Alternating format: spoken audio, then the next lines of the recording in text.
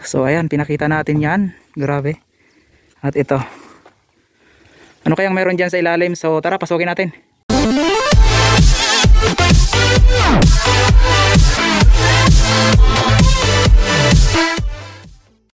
Good morning sa lahat, Luzon, Visayas, Mindanao, at syempre sa ating mga viewers dyan. Okay, grabe, may nabalitaan ako dito na alam mo yun, kakaiba na lugar. So nandito ngayon ako para syempre pasukin yung mansion sa ilalim ng lupa. So tara.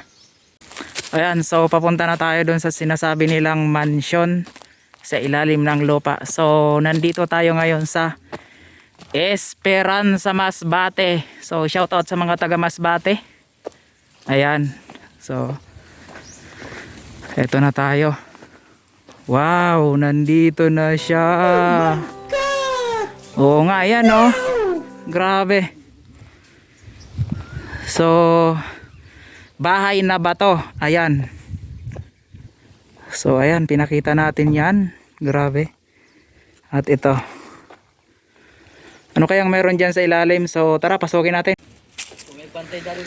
So ayan, ito yung sa labas niya. So libutin muna natin ito, palibot. Ayan, may mga butas-butas. So grabe. Tapos yung bandang harap, nagtapping sila ng semento para hindi gumuho or masira. Ayan siya. And then siguro pwede umakyat. Akyatin natin sa taas. Ayun. Ito yung taas niya. Tambayan. Grabe. Ayan, so grabe. Ano kaya meron dito? Yun nga oh. So tara. Papasok to ng loob. So pasok tayo. Wow.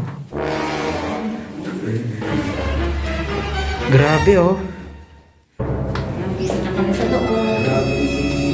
Grabe oh. Ayan. So pasok tayo. Wow, ang ano, ang lamig. Oh, yun oh. So medyo madilim siya, walang ilaw, pero kita naman. Ayan yung palabas. So yan yung mga kasama ko. So siya yung tour guide. Ayun oh. So yan, may tangke dito.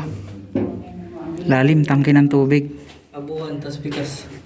Oh, dito, punta tayo dito. So may lutuan din rito. Ayan oh. Ginagawa mo! So ayan, pwede magluto.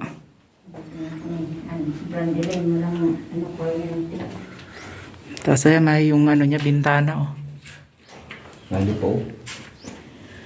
Hindi ko pwede.